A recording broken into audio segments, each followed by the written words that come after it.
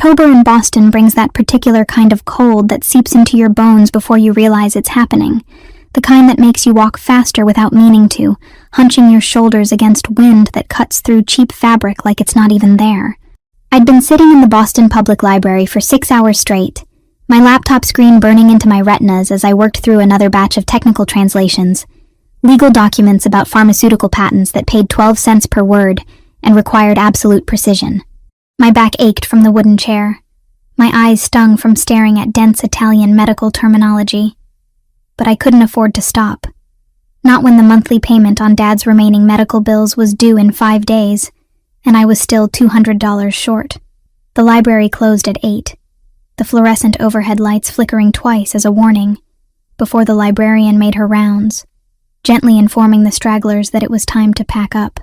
I saved my work, backed it up twice because paranoia had become second nature after losing an entire day's work to a corrupted file last month, and gathered my things into the canvas tote bag that had seen better days. The handles were fraying, the fabric stained with coffee from a spill 3 weeks ago, but it carried my laptop and notebooks, and that was all that mattered. Outside, the temperature had dropped at least 10 degrees since I'd entered that afternoon. My jacket, a thin olive green windbreaker I'd bought at a thrift store 2 years ago, did absolutely nothing against the October chill. I tucked my hands into my pockets and started the walk toward the subway station, calculating in my head whether I could afford the fare, or if I should save the $2.50 and just walk the 40 minutes back to my kitchenette in Allston. The math wasn't encouraging. Walk it was. I'd made it maybe 3 blocks when I heard the crying, a sound that cut through the ambient noise of traffic and distant conversations, desperate and frightened in a way that made me stop, despite my exhaustion and the cold and my desire to just get home and collapse. An elderly woman stood on the corner of Beacon and Charles Street, right at the edge of Beacon Hill, where the historic brick townhouses gave way to more commercial buildings, and she was crying in a way that suggested complete disorientation, turning in slow circles as people streamed past her without stopping, without even slowing down, because this was Boston, and minding your own business was practically a sport. I shouldn't have stopped. I had my own problems, my own exhaustion, my own desperate situation, but something about the way she clutched her elegant purse to her chest, the quality of her clothing suggesting wealth and care, the pure terror in her eyes as she looked around at a world that had suddenly become incomprehensible, made me walk over to her. "Excuse me," I said gently, touching her arm so softly it was barely contact. "Are you all right? Are you lost?" She turned to me, and the relief that flooded her face was immediate and devastating. And then she started speaking in rapid Italian, words tumbling over each other so fast I had to focus completely to catch them. My Italian was good, fluent even after studying it through college and maintaining it with evening classes I could barely afford.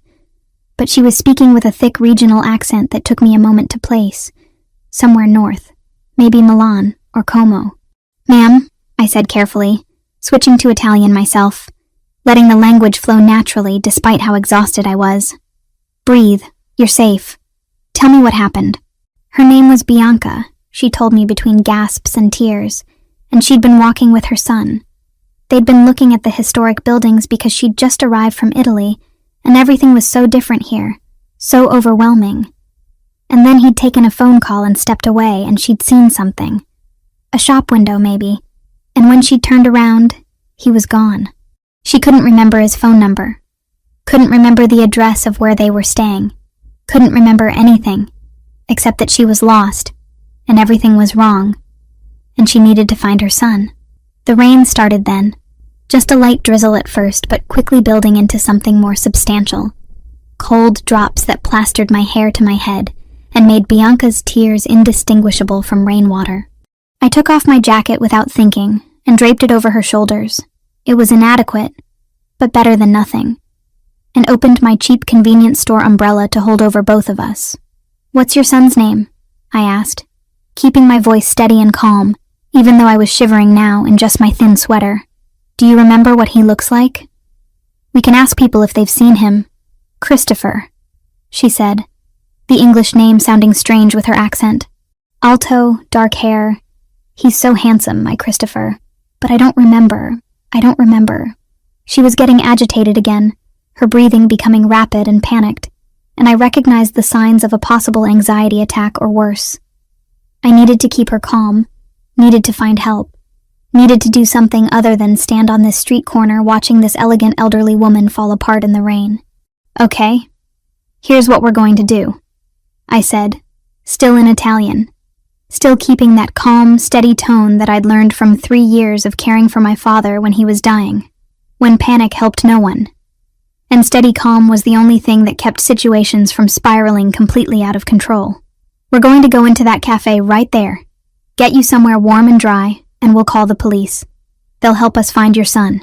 But even as I was saying it, I saw them, the black SUVs appearing seemingly out of nowhere, 3 of them moving with synchronized precision to block off the street, and men in dark suits were emerging before the vehicles had fully stopped, spreading out with military efficiency, clearly searching for something or someone. One of them spoke into what had to be a radio or earpiece, his eyes scanning the crowd with intensity that made my stomach tighten with sudden anxiety.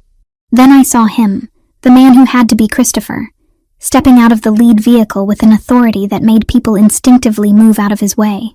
He was tall, exactly as Bianca had said, maybe 6'1" or 2, with dark hair swept back from a face that was all sharp angles and controlled intensity. He wore a black suit that probably cost more than 6 months of my rent, and even from a distance I could see the barely contained panic in his movements, the way his dark eyes swept the street with desperate precision. "Is that him?" I asked Bianca quietly, and she gasped, new tears flowing. "Christopher. Yes, that's my Christopher." The men in suits had spotted us, or rather spotted Bianca, and they were converging on our position with speed that was frankly intimidating. I instinctively stepped slightly in front of Bianca. Not that I could actually protect her from anything, but the movement was automatic, protective. Christopher Ravellini, because that had to be who he was, reached us first, and up close he was even more striking and more terrifying. Dark brown eyes that were almost black focused on his mother with relief so intense it was almost painful to witness. And then those eyes cut to me, assessing me in maybe 2 seconds flat, taking in everything about me. My wet hair, my inadequate clothing, the way I had my cheap jacket draped over his mother's shoulders, the umbrella I was still holding over her head despite the fact that I was now thoroughly soaked. "Mama," he said, and his voice was deep and controlled, but I could hear the emotion underneath it, barely contained fear and relief warring with each other. He spoke to her in Italian, rapid questions about whether she was hurt, whether she was okay, what had happened. Bianca launched into an explanation, her words still tumbling over each other. And Christopher listened while also gesturing to his men, issuing quiet orders that had them immediately forming a protective perimeter around us. One of them, a massive guy who looked like he could break me in half without trying, approached with a blanket that was probably meant for Bianca, but Christopher took it and wrapped it around his mother himself, his movements gentle despite his obvious agitation. Then his attention came back to me, those dark eyes focusing with intensity that made me want to step backward, but I forced myself to hold my ground. "You found her," he said, switching to English, his accent slight but noticeable. "You've been taking care of her." It wasn't really a question, but I nodded anyway. She was lost and upset. "I just stayed with her until you could find her." He studied me for another long moment, and I felt uncomfortably aware of how I must look, soaked and shivering, obviously broke based on my clothing, clearly exhausted from a long day of work. Whatever he saw made something in his expression shift, though I couldn't quite interpret what. "You speak Italian," he said. "I studied in Florence. I work as a translator. What's your name?" "Hannah. Hannah Mitchell." He repeated my name quietly, like he was memorizing it, then reached into his jacket and pulled out a leather wallet, extracting what looked like a business card. "I need to get my mother home and warm, but I want to thank you properly for what you've done tonight. Please, take this." The card was heavy cream cardstock with just a phone number embossed in dark gold lettering. No name, no company, nothing else. I stared at it, unsure what I was supposed to do with it. "I don't need payment," I said, trying to hand it back. Anyone would have done the same thing. His expression suggested he disagreed strongly with that assessment. Not everyone stops. Not everyone helps. Keep it. Call if you ever need anything. Before I could protest further, one of his men approached, murmuring something in his ear that made Christopher's jaw tighten. He nodded, said something back in Italian too rapid for me to catch, then turned back to me. I need to take her home. But Hannah Mitchell, I remember faces and I remember debts. This conversation isn't over. There was something in the way he said it that sent a shiver down my spine that had nothing to do with the cold and rain. This wasn't a normal grateful son thanking someone for helping his mother. This was something else. Something that felt loaded with implications I didn't fully understand. Christopher helped Bianca into the vehicle himself, taking my jacket from her shoulders and handing it back to me with a nod that might have been respect, or might have been dismissal. I couldn't tell. The wet fabric was cold against my skin as I pulled it back on. The motorcade pulled away with the same precision it had arrived with, and I was left standing on the corner with a business card in my hand and questions spinning through my exhausted brain. I looked down at the card, at the single phone number with no context, then tucked it carefully into my pocket and started walking toward the subway station. I'd saved the $2.50 in fare, I decided. I deserved the ride after that strange encounter. My hands were shaking, though whether from cold or adrenaline or something else entirely, I couldn't quite say. That night, in my tiny kitchenette with its single window looking out at the brick wall of the building next door, I took the card out and stared at it for a long time. Common sense said to throw it away, to forget about the whole strange encounter, to go back to my translations and my bills and my quiet, desperate life of barely making it paycheck to paycheck. But some instinct I didn't quite trust, made me tuck the card into the drawer of my second-hand nightstand instead. I had no way of knowing that 3 days later, that card would change absolutely everything. 3 days passed before the phone call came. 3 days during which I threw myself back into work with the desperate focus of someone trying not to think about something they absolutely should not be thinking about. I took on extra projects, stayed up until 2 a.m. translating technical manuals about industrial equipment, drank too much coffee and ate too little actual food, and tried very hard not to look at the cream-colored business card sitting in my nightstand drawer. Tuesday afternoon found me hunched over my laptop in a coffee shop in Cambridge, working through a contract dispute between an Italian textile manufacturer and an American distributor, when my phone rang with a number I didn't recognize. I almost let it go to voicemail because unknown numbers were usually either spam or bill collectors, and I wasn't in the mood for either. But something made me answer on the 4th ring. Hello? Miss Mitchell? The voice was female, older, with an accent that was distinctly Italian, but softened by years of speaking English. My name is Lucia Ferraro. I'm calling on behalf of the Ravellini family regarding a potential employment opportunity. My heart did something complicated in my chest. I'm sorry. I'm not sure what you mean. Mr. Christopher Ravellini was very impressed with how you helped his mother last week. He has a proposition for you, if you'd be willing to meet and discuss it. Her tone was professional, businesslike, giving away absolutely nothing about what this proposition might entail. What kind of proposition? It would be better discussed in person. Would you be available tomorrow morning? Say 10 o'clock? I can send a car to collect you.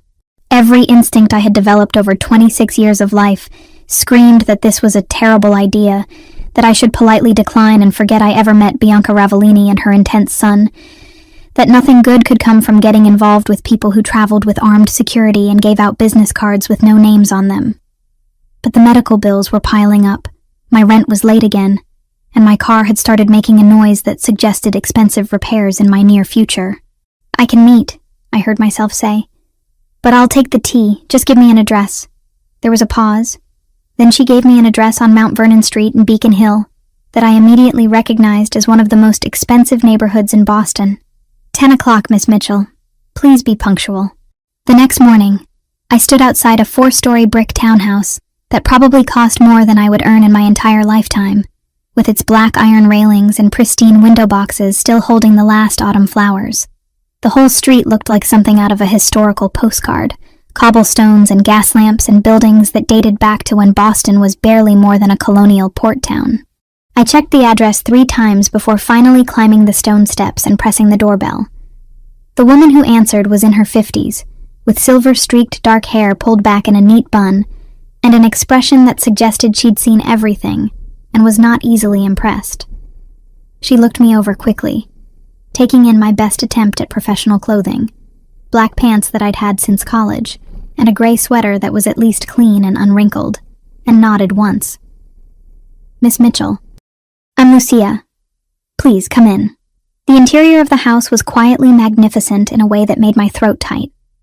Not ostentatious or showy, but everything was quality, from the hardwood floors that gleamed with care to the artwork on the walls that looked like actual originals rather than prints. The staircase curved upward in an elegant spiral, and through an open doorway I could see a living room with furniture that was probably older than my grandmother. "Mr. Ravellini will join us shortly," Lucia said, leading me through the house toward the back. "He's finishing a business call. In the meantime, you can meet Mrs. Bianca." We entered a sunroom that faced a small private garden, and there was Bianca, sitting in a comfortable chair by the window with a book in her lap, looking far more composed than she had 3 nights ago in the rain. She looked up when we entered, and her face transformed with recognition and delight. "The kind girl," she said in Italian, setting her book aside. "You came. Christopher said you would come." I crossed to her, taking the hand she offered, and replied in Italian, "How are you feeling, ma'am? Better than when we last met, I hope." "Much better, thanks to you." She squeezed my hand gently. "Sit with me. Tell me about yourself while we wait for my son." Lucia brought tea, real tea in a porcelain pot with cups that matched, and I sat with Bianca and answered her questions about where I'd learned Italian, about my time studying in Florence, about my work as a translator.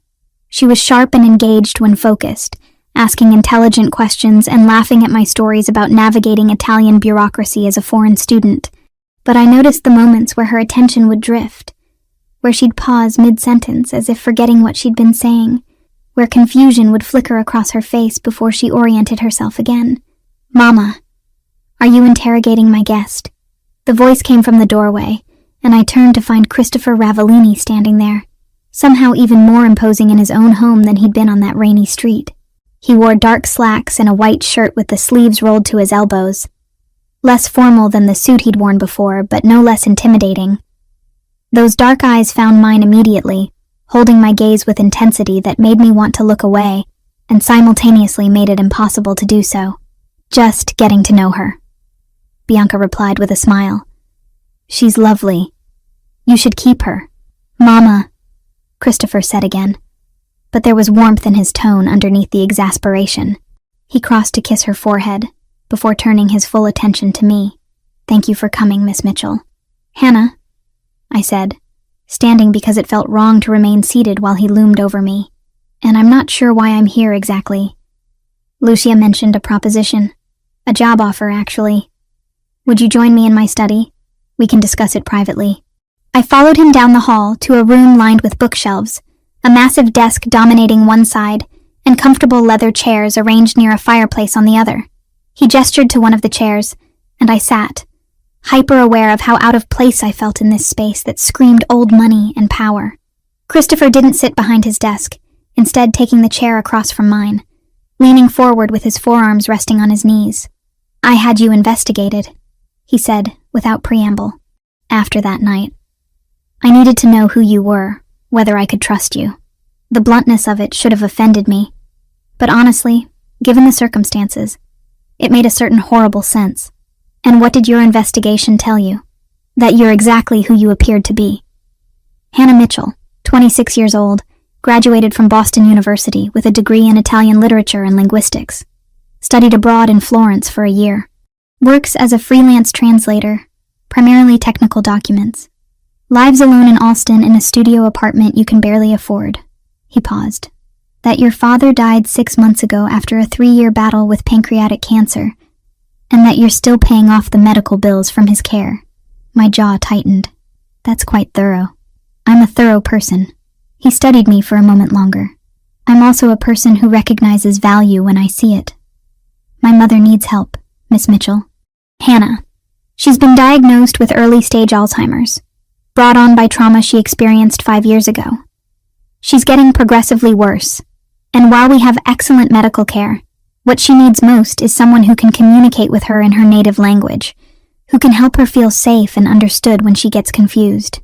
You want me to be her caretaker? Companion? Translator? Someone to spend time with her, take her on walks when the weather permits, read to her, cook with her on her good days, simply be present when she's having a difficult time. He named a figure that made my breath catch, a monthly salary that was 3 times what I typically earned, with health insurance included. The position would be 4 afternoons a week to start, more if needed as her condition progresses. I stared at him, trying to process what he was offering. That's a lot of money for what amounts to keeping your mother company.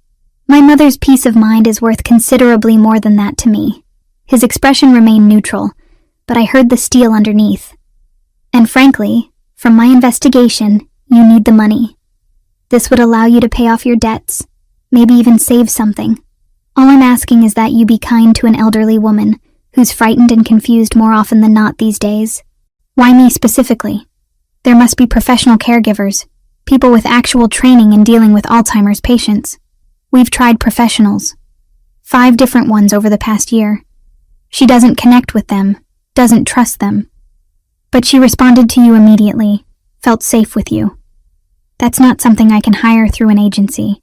I looked down at my hands, thinking about the pile of past due notices on my tiny kitchen counter, about the conversation I'd had yesterday with the hospice facility still sending bills for my father's final weeks, about the fact that I'd been eating ramen and peanut butter for 2 weeks, because I couldn't afford much else. This job would solve all of that, would give me breathing room I hadn't had in years. What's the catch? I asked, looking back up at him. There's always a catch with offers this good. Something that might have been respect flickered in his dark eyes. Smart. The catch is that you'd be working in my home, which means you'd be exposed to my world. I have security for good reasons. You'd need to sign a comprehensive NDA, agree to background checks, understand that discretion is not optional. What you see and hear in this house stays in this house. What exactly would I be seeing and hearing? The question came out before I could stop it, and his expression hardened slightly. Nothing that would require you to lie to authorities, if that's what you're asking. But I'm a private person with a complicated business, and I value my family's privacy absolutely. He stood, crossing to his desk and pulling out a document. This is the employment contract. It outlines everything: salary, responsibilities, confidentiality requirements, termination conditions. I suggest you take it to a lawyer and have it reviewed before signing. I'm not trying to trap you into anything unethical. I took the contract, flipping through pages of legal language that would take me hours to fully parse. Can I have a few days to think about it? Of course. Take a week if you need it. Though I should mention that my mother has already decided she likes you, and she's been asking when the nice girl who speaks proper Italian is coming back. He walked me to the door, and as I was leaving, he added quietly, I remember debts, Hannah. You helped my mother when no one else would. This is me trying to repay that debt in a way that actually helps you. That's all this is. I nodded, clutching the contract like a lifeline or a trap. I still wasn't sure which, and left the townhouse with my head spinning. I spent the rest of that day reading every word of the contract, making notes, researching what I could about Christopher Ravellini, and finding mostly nothing, just vague references to various business interests and a few society page photos from charity galas, where he appeared in expensive tuxedos looking appropriately wealthy and bored. That evening, I called the one lawyer I knew, a guy I'd gone to college with who now worked at a small firm doing contract review. He read through the document while I waited anxiously, finally giving his verdict that it was surprisingly straightforward and fair, with none of the hidden clauses he'd normally expect from someone clearly trying to hide something. The NDA was comprehensive but not unusual for a high net worth individual. The salary was generous but not suspicious, and the termination clause actually favored me more than the employer. Whoever wrote this actually wanted to make sure you'd be protected, he said, sounding almost disappointed that he couldn't find any red flags. I'd take it if I were you. This kind of money doesn't come around often for people like us. People like us. Translation.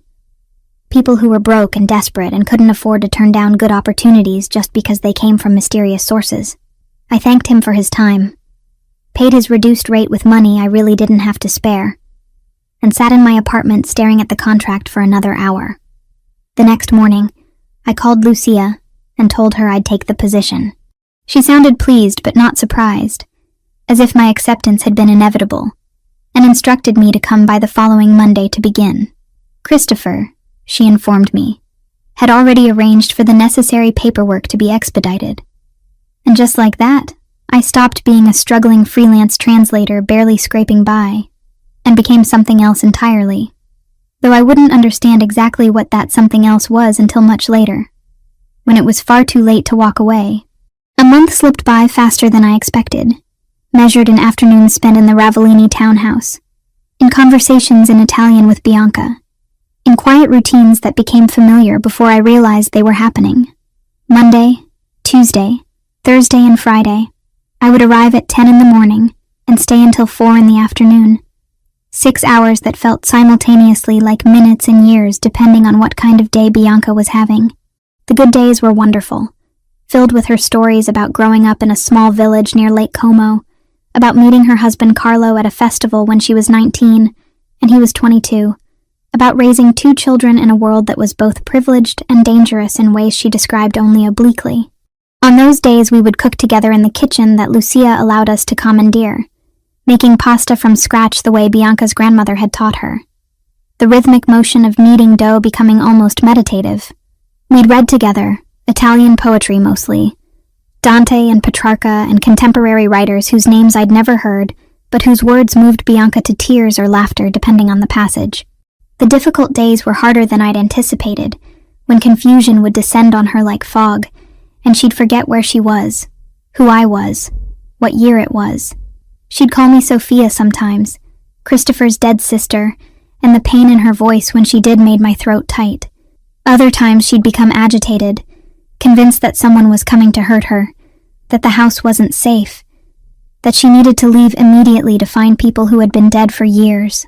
Those days I'd learned to speak softly, to not contradict her directly, to redirect her attention rather than try to force reality on a mind that couldn't quite hold it. Christopher was around more than I'd expected for someone who supposedly ran multiple businesses.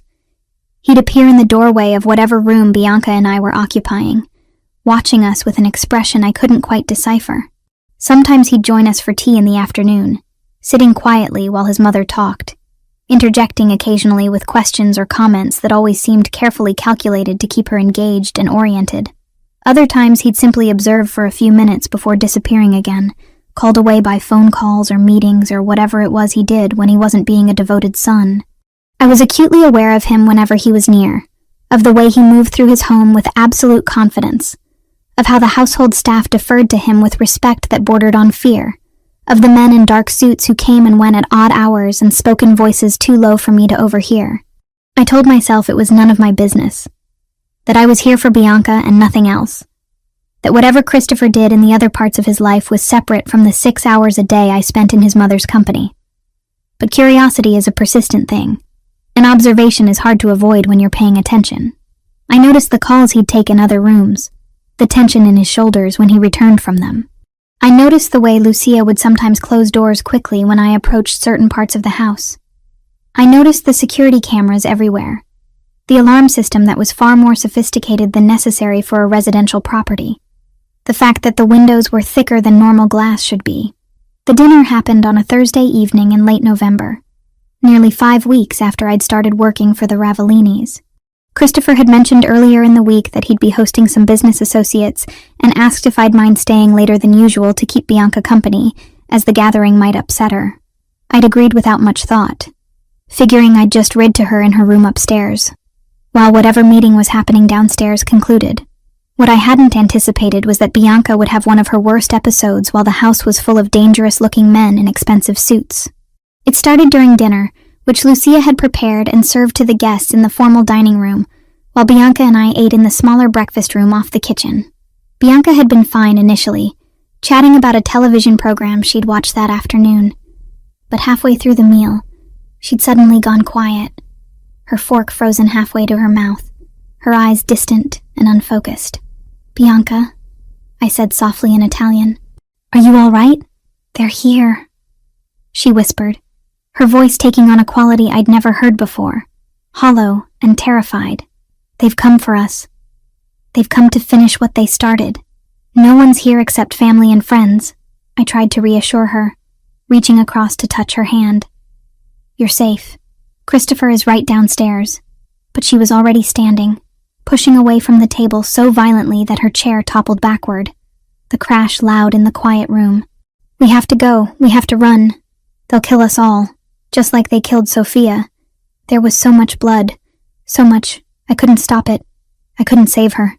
She was spiraling into full panic, her breathing coming in gasps, tears streaming down her face as she backed toward the door. I moved slowly toward her, keeping my voice calm and steady, even as my heart raced. "Bianca, listen to me. Sophia's gone, yes, but you're safe now. Christopher made sure you're safe." "Lies," she spat, the vehemence shocking coming from someone usually so gentle. "All lies. Everyone lies. Everyone betrays. They said we'd be protected and then they shot her. They shot my baby girl." She lunged for the door leading to the main part of the house, and I had no choice but to follow, catching up to her in the hallway, just as she was heading toward the dining room where Christopher and his guests were meeting. I could hear voices from behind the partially closed door, speaking in Italian, discussing something about territories and shipments and consequences that sounded ominous even out of context. "Bianca, wait!" I tried again, but she pushed past me with surprising strength for a woman her age. She burst into the dining room and I followed helplessly, my stomach dropping as I took in the scene. Christopher sat at the head of a long table, surrounded by perhaps 8 men, all of them going silent as Bianca entered, all eyes turning to assess the interruption. The atmosphere in the room was thick with tension. I'd interrupted something important, and possibly dangerous. "Traditori!" Bianca screamed, pointing at the men around the table. "Betrayers, all of you. You promised protection and delivered death. You took my daughter, my Sophia, my beautiful girl. And for what? For power? For money? For your endless wars?" Christopher was on his feet immediately, his face a mask of control, even as I saw the pain flickering underneath. "Mama, these men had nothing to do with Sophia. Come, let's go upstairs." But Bianca was past hearing reason, lost in memories that were 5 years old, but playing out in her mind like they were happening now. "I saw them. I saw the car. I saw the bullets. I saw my daughter die, and all you did was stand there covered in her blood, doing nothing, saving nothing." The words hit Christopher like physical blows, his composure cracking just slightly, just enough for me to see the devastating guilt underneath. The men around the table looked uncomfortable, shifting in their seats, clearly unsure how to handle this breach of whatever formal protocol governed their world. I moved quickly, stepping between Bianca and the table, blocking her view of the men and forcing her to focus on me. "Ma'am," I said firmly in Italian, catching her face between my hands so she had to look at me. "I know you're frightened. I know the memories hurt. But right now, in this moment, you need to come with me. The garden, remember? You wanted to see if the roses had survived the frost. Let's go check." It was complete fabrication. There had been no such conversation. But sometimes with Alzheimer's patients, the truth mattered less than providing an anchor to pull them back to the present. Bianca blinked, confusion replacing some of the panic, her breathing still rapid but slowing slightly. "The roses?" she repeated uncertainly. "Yes, the white ones you planted last spring. Come on, let's go see them." I gently took her arm and started guiding her back toward the door, meeting Christopher's eyes briefly as we passed. The gratitude there was intense but fleeting, replaced quickly by professional neutrality as he turned back to his guests with apologies I couldn't quite hear. I led Bianca through the house to the sunroom that overlooked the back garden, turning on the exterior lights so we could see the small space even in the November darkness. The garden was mostly bare now, autumn having stripped most of the greenery, but there were still a few hardy plants clinging to life. "Tell me about Sophia," I said quietly, once Bianca had calmed somewhat, sitting beside her on the cushioned bench. "What was she like?" Bianca's eyes filled with tears, but they were calmer tears now, sad rather than panicked. "Beautiful," she said, inside and out. She wanted to be a doctor, wanted to help people. Christopher tried to keep her away from the business, from that world, but she insisted on being involved, said she wouldn't hide while her brother carried the burden alone. Her voice broke. "It got her killed. I'm so sorry. I said. Because what else could I say? That's a grief no mother should bear. We sat together in silence for a long time, her head eventually coming to rest on my shoulder, exhaustion from the emotional outburst making her small and frail against me. I heard footsteps in the hall behind us but didn't turn, knowing somehow that it was Christopher, that he was checking on us but wouldn't intrude on this moment.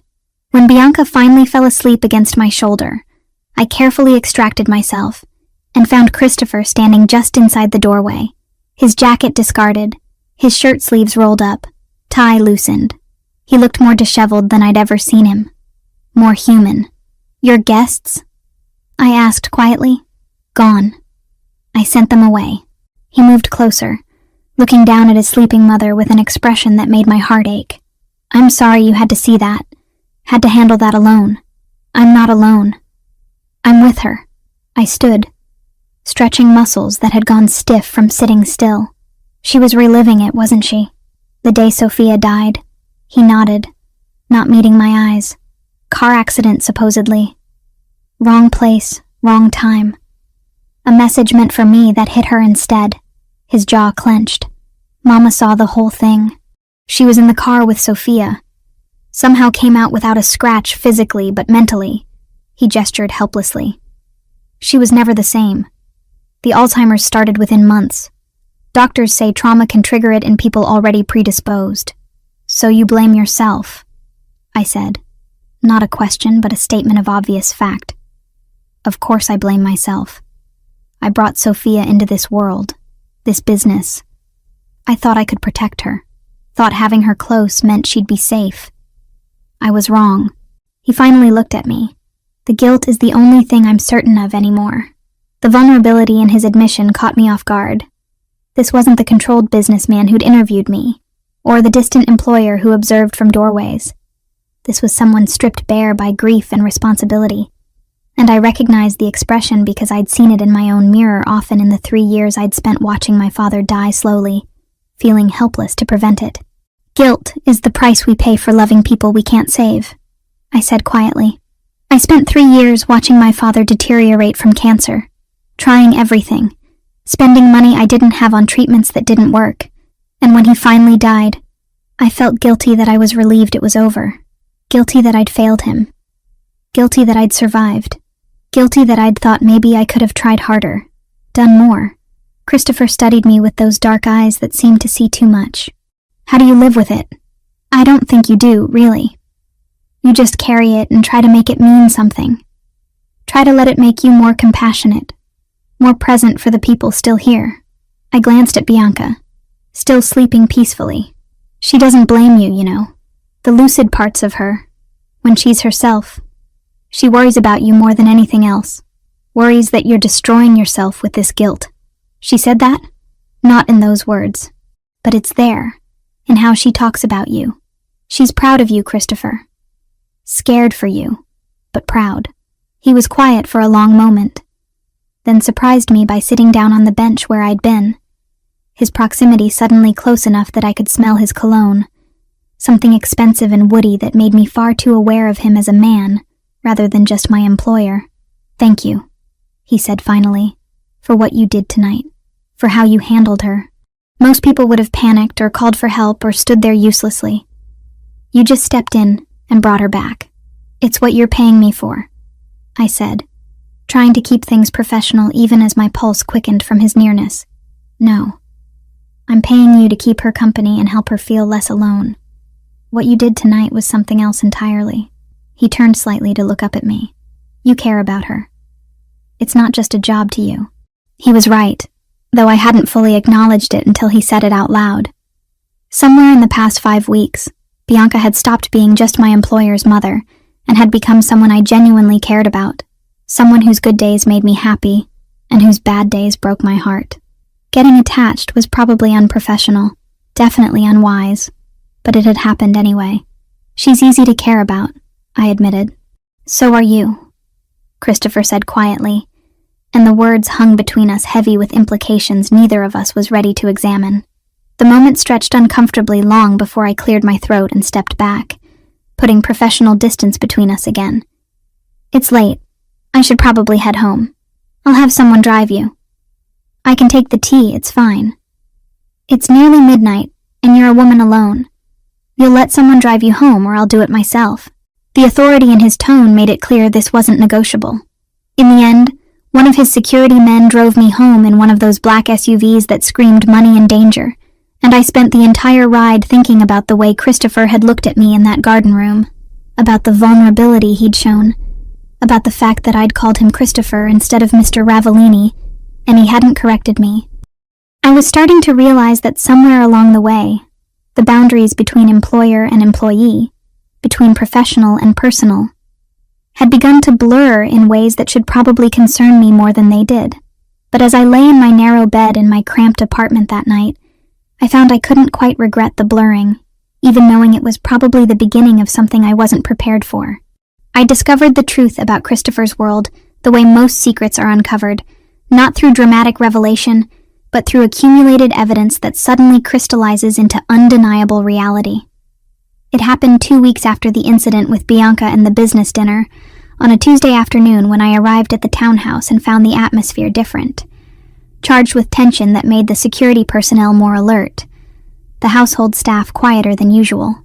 Bianca was having a good day, which was fortunate because it meant I could focus on the undercurrent swirling through the house rather than managing a crisis.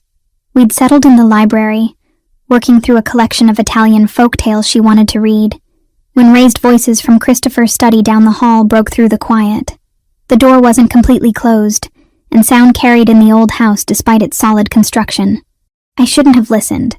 I knew that even as I found myself straining to hear, but curiosity and concern warred with professional distance, and curiosity won. The conversation was in Italian, rapid and heated, and I caught fragments that made my blood run cold. The shipment was intercepted. A male voice I didn't recognize said, "The Greco family is claiming the territory as theirs now, saying we violated the agreement." "There was no agreement about the waterfront," Christopher replied, his voice hard in a way I'd never heard it. "That's been Ravellini territory for 30 years. They're pushing back, hard.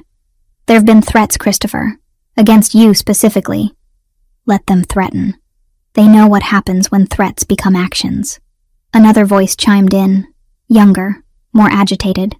"We need to respond now. Make an example. Show them we're not backing down." "And start a war that gets more people killed?" Christopher's voice cut through sharply. "I've had my fill of bloodshed, thank you. We'll handle this strategically, not emotionally." The word bloodshed echoed in my mind as Bianca asked me a question about the story we'd been reading, and I had to force myself to focus, to answer coherently while my thoughts spun. I'd known, intellectually, what Christopher probably was. The NDA and the security and the careful way people treated him had all pointed in one obvious direction. But knowing abstractly, and hearing it confirmed in stark terms about territories and threats and violence were entirely different things. When the meeting broke up 20 minutes later, I heard multiple sets of footsteps heading toward the front door, voices lowering to murmurs I couldn't make out. Bianca had dozed off in her chair, the book fallen into her lap, and I sat frozen trying to process what I'd overheard, and what it meant for me to continue working here. Christopher found me like that, still sitting beside his sleeping mother, staring at nothing while my mind raced. He appeared in the library doorway, and I knew immediately from his expression that he was aware I'd heard at least part of the conversation. His face was carefully neutral, but tension radiated from him in waves. "Hannah," he said quietly. "Can we talk? Privately?" I glanced at Bianca, unwilling to leave her alone even though she was sleeping peacefully. "Lucia is right outside," he added. "She'll stay with Mama while we speak." I followed him to his study, my heart pounding, unsure whether I was about to be fired or warned or something worse. He closed the door behind us and gestured to one of the leather chairs, but I remained standing, needing the small assertion of control. "You heard," he said. "Not a question. Some of it. The walls aren't as thick as you probably think they are." He nodded, moving to the window that overlooked the street, his back to me. "And now you're frightened. Of me. Of this house. Of what being here means. Are you involved in organized crime?" The question came out blunter than I'd intended, but I was tired of dancing around obvious truths. "That's a complicated question with an even more complicated answer." He turned to face me, and the expression on his face was tired, older somehow than his 32 years. My family has been part of a certain world for 3 generations.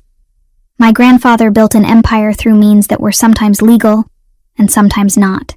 My father maintained it, expanded it. When he died, the responsibility fell to me. That's not an answer. Yes, he said flatly. I run an organization that operates outside the law in many of its activities. Import, export, protection, gambling, other ventures I won't detail because you don't need that knowledge for your own safety. Does that satisfy your need for honesty? My mouth went dry. Hearing him confirm it so directly made it real in a way that suspicion never had. Why tell me this? Why not just fire me and have me sign more NDAs? Because you deserve the truth, and because I won't insult your intelligence by continuing to pretend you haven't figured out what I am. He moved closer, not threateningly, but with intensity that made me want to step back even as I held my ground. I'm not a good man, Hannah. I've done things that would horrify you if you knew details. I've hurt people. I've ordered actions that resulted in deaths. I've built power on a foundation of fear and violence. But, he paused, as if gathering his thoughts carefully. Everything I do, every decision I make, is calculated to protect the people under my care. My mother, my organization, the neighborhood businesses that rely on us. And now, whether you like it or not, you became part of this world the moment you helped Mama that night in the rain. And more so when you accepted this job. I need you to understand that while you're under my roof, while you're connected to my family, you're safer than you've ever been in your life. But I also need you to understand that there are people out there who would hurt you to get to me if they knew you mattered. Do I? I asked, the words out before I could stop them. Matter, I mean. Something flickered in his dark eyes. More than is probably wise for either of us. The admission hung between us, heavy with implications I wasn't ready to examine. I crossed to one of the chairs and sat down, because my legs felt suddenly unsteady. I should quit. Pack my things and walk away, and pretend I never met your family. You should, he agreed. That would be the smart thing, the safe thing. But you won't. How do you know? Because you're not someone who walks away when things get complicated. You spent 3 years caring for a dying father, when you could have placed him in a facility and gone on with your life. You stopped to help lost elderly women in the rain when everyone else just walks past.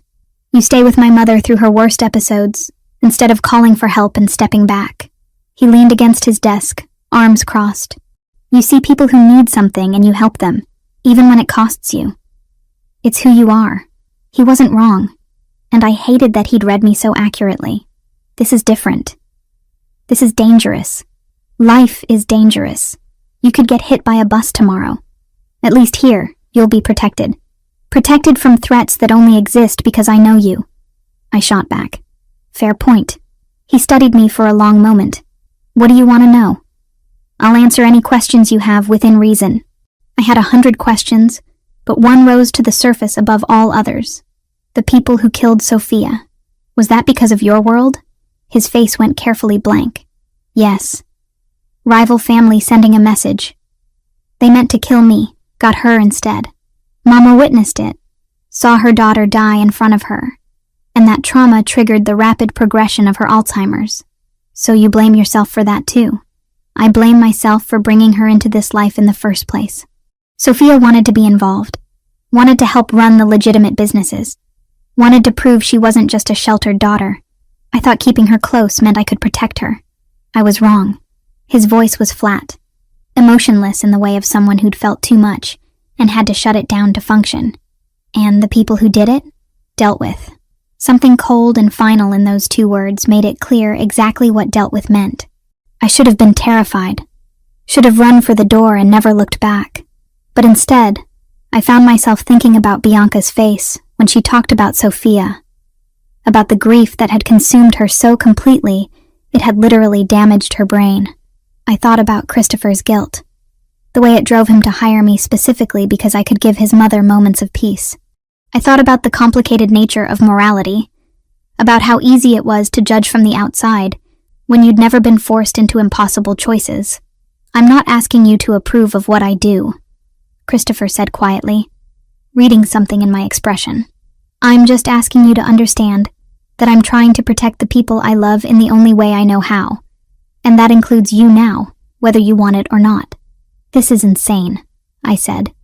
But the words lacked conviction. I'm a translator who takes care of your mother. I'm nobody. You stopped being nobody the moment Mama trusted you. The moment I started relying on you to help her through her worst days. You're part of this family now, Hannah. That makes you valuable. And in my world, valuable things need protection. I stood, needing to move, to think, to process everything he was telling me. I need time to figure out if I can live with this, knowing what I know now. Take all the time you need. But understand that either way, you're going to have security watching you. That's not negotiable.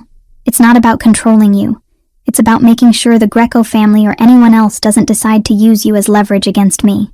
The thought sent ice down my spine. Has that been a risk this whole time? A small one, but it's growing. That meeting you overheard? The territory dispute is escalating. The Grecos are pushing boundaries, testing to see how far they can go before I push back. They're looking for weaknesses, for pressure points. If they discover that Mama has a companion she's attached to, if they figure out that I've started... He trailed off, then continued. If they realize you're important, you become a target. Then I should definitely quit.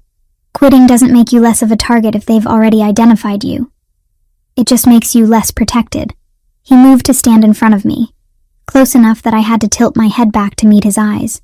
I'm not trying to trap you or manipulate you. I'm trying to be honest about the situation we're both in. You can walk away from this job, but you can't walk away from knowing what you know, from having been part of this household. That knowledge makes you valuable information to the wrong people. So I'm trapped. You're protected, he corrected. There's a difference. Bianca's voice calling my name from the library interrupted whatever I might have said next. Christopher stepped back immediately, the moment broken, and I left his study with my thoughts in chaos, returning to the simple task of reading to an elderly woman who just wanted company and stories, the only uncomplicated relationship in this increasingly complex situation I'd walked into. Over the next 3 days, I went through every argument with myself, every pro and con list, every rational reason I should walk away and never come back.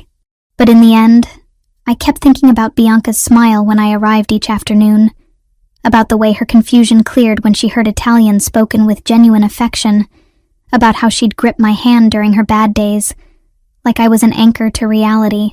And I thought about Christopher, about the guilt that drove him, about the impossible weight of responsibility he carried, about the brief moments of vulnerability he'd shown me when the mask slipped, and I saw the man underneath the power. 3 days after our conversation, I arrived for my Tuesday shift and found Christopher in the hallway, clearly waiting for me. I'm staying, I said before he could speak. But I need you to promise me something. What? If I'm in danger? If this situation with the Greco family or anyone else gets worse, you tell me. No more keeping me in the dark thinking it's protection. I deserve to know what I'm walking into. He studied me for a long moment, then nodded slowly. That's fair. You have my word. And one more thing. You said I matter to you more than is wise. I need to know what that means. The question hung between us in the quiet hallway, both of us aware that answering it would change everything, would cross a line that maybe shouldn't be crossed between employer and employee, between protected and protector. It means, Christopher said finally, his voice low and intense, that I'm falling for you, Hannah, despite knowing it's complicated and dangerous, and probably a terrible idea for both of us. It means that somewhere between watching you care for my mother and listening to you read Italian poetry and seeing your compassion even when you have every reason to walk away, I started wanting you in my life for reasons that have nothing to do with Mama's needs and everything to do with my own. The admission should have terrified me, but instead it felt like a key turning in a lock, opening something I'd been trying to keep closed. Because the truth was, I'd been falling too, against all logic and common sense, drawn to the complexity of him, to the man who could be ruthless in his business but tender with his mother, who carried crushing guilt but still tried to protect everyone around him. This is a bad idea, I said. Terrible, he agreed. I barely know you. I'm not sure anyone really knows me. But you've seen more of the real me than most people ever do. I should have said no, should have maintained those professional boundaries, should have remembered that he was a criminal, and I was just a woman trying to survive in a world that had suddenly become far more complicated than it should be. But I'd spent 3 years watching my father die, months barely scraping by, years putting everyone else's needs before my own wants. Okay, I heard myself say. Okay? I'm falling too, despite knowing it's complicated and probably a disaster waiting to happen. But yes, I'm falling for you too.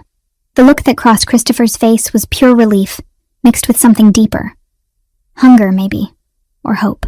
He reached out slowly, giving me time to pull back, and cup my face in his hands, his touch gentle despite the obvious strength in those fingers.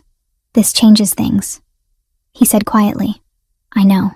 You're going to see sides of my world you won't like. There will be moments when you question this decision. I'm already questioning it.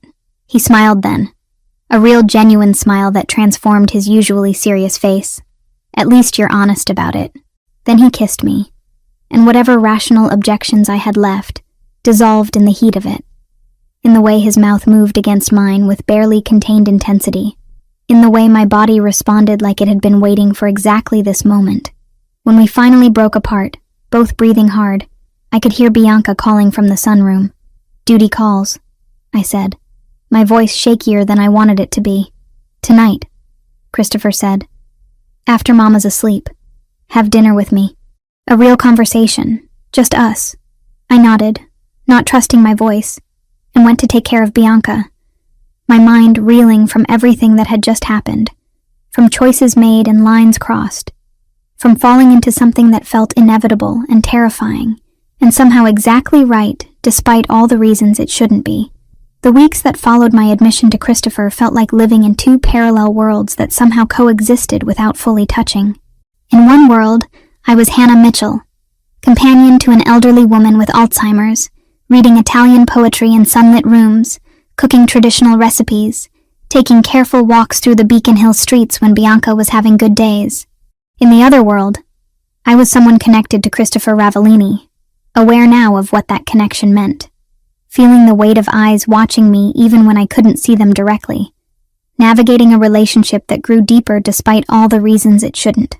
Christopher and I were careful, discreet in ways that felt both necessary and frustrating. We'd stolen moments together after Bianca went to bed. Late dinners in the townhouse kitchen where Lucia would leave food prepared and then disappear with tactful efficiency. We'd talk for hours about everything and nothing. Him sharing pieces of his history that explained the man he'd become. Me opening up about the years of caring for my father. About dreams I'd set aside. About the loneliness of survival. He'd introduced me to Anthony Marino 2 weeks after we'd acknowledged what was happening between us. Anthony had shown up one evening while Christopher and I were having coffee in the study after Bianca's bedtime, and I'd tensed immediately, recognizing the name from conversations I'd overheard. Anthony was tall, maybe 40, with graying hair at his temples and eyes that assessed me with the wariness of someone whose job was to identify threats. "So you're the translator who's got Christopher acting like a different person," Anthony had said, his tone carefully neutral. "I'm the person who takes care of Mrs. Bianca," I'd replied, matching his tone. "Whatever else I am is between Christopher and me." Something in my response had made Anthony's expression shift slightly. Respect, maybe, or at least acknowledgement that I wasn't going to be intimidated easily. He'd turned to Christopher with a slight smirk. "You picked someone with a spine. That's new. Careful," Christopher had warned. But there was affection underneath the warning. Hannah doesn't take well to being discussed like she's not in the room. Over the following weeks, Anthony had become a semi-regular presence when I was around, initially watching me with that careful assessment, gradually relaxing into something that felt almost like acceptance. He'd shown up one Tuesday afternoon when I was walking Bianca through the garden and had fallen into step beside us, making conversation in surprisingly fluent Italian that delighted Bianca. "He's testing me," I'd said to Christopher later that night, making sure I'm not going to panic or do something stupid. "He's protecting me," Christopher had corrected. "Anthony's been with me since we were teenagers. He's seen what happens when people get close to me and can't handle the reality. He needs to know you're not going to break under pressure." "And what's his verdict?" He thinks you're either remarkably brave or remarkably stupid, and he's not sure which yet. But he likes you, which is significant. Anthony doesn't like many people. The relationship with Christopher continued to develop in those stolen hours, careful touches that became bolder, conversations that became more intimate, the inevitable progression of two people drawn to each other despite complicated circumstances. We hadn't crossed certain lines yet, both of us aware that doing so would change things irrevocably, but the tension between us was constant and electric. Then the surveillance started, and everything shifted into sharper focus. I noticed it first on a Thursday afternoon, 3 weeks after I'd told Christopher I was staying despite knowing the truth. I was leaving the townhouse, heading toward the T-station to go home, when I caught sight of the same dark sedan I'd seen parked on the street that morning. Different location, but same car, same tinted windows. I told myself it was paranoia, that Boston was full of dark sedans, that I was seeing patterns that weren't there. But the next day, the car was there again. And this time, I saw someone inside taking photos with a camera that had a lens too long for casual photography. My stomach dropped and I pulled out my phone immediately, calling Christopher, even though I'd normally wait until I was off the clock to contact him. "There's someone watching me," I said, without preamble when he answered. "Dark blue sedan, Massachusetts plates. They've been here 2 days in a row and they're taking pictures." "Where are you right now?" His voice went immediately sharp, focused. "Just left the house, walking toward Charles Street." "Go back inside. Now. Don't look at the car. Don't acknowledge you've noticed. Just turn around and come back." I did as he said, my heart pounding, aware now of how exposed I was on the street, how vulnerable. The townhouse door opened before I reached it, one of Christopher's security men there to usher me inside quickly, and suddenly the house that had felt comfortable and safe felt like a fortress under siege. Christopher appeared within minutes, having clearly been somewhere nearby, his expression controlled, but his eyes hard with anger that wasn't directed at me. He pulled me into his study and closed the door, then immediately made a call, speaking in rapid Italian to someone, issuing orders about checking footage and running plates, and finding out who was watching his house. "How long?" I asked when he hung up. "I don't know yet, but we'll find out." He moved to the window, looking out at the street with the careful attention of someone cataloging every detail. "This is exactly what I was afraid of. The Grecos or someone else figuring out you matter. Maybe they're just watching the house generally, not me specifically. They waited until you left to start taking photos." His voice was flat, stating facts. "They're establishing your routine, learning your patterns. That's threat assessment, Hannah. They're deciding whether you're worth using." The words sent ice through my veins. "What do we do?" "You get security. Permanent, not just when you're here. Someone with you at all times when you're out of this house." He turned to face me. "And before you argue that it's too much or you don't need it, understand that this isn't negotiable." Not anymore. I wanted to argue, wanted to insist I could take care of myself, but the fear trickling through me won out over pride. "Okay, but I can't have obvious security following me everywhere. My neighbors will ask questions. Then they'll be discreet, but they'll be there." He came closer, his hand coming up to cup my face.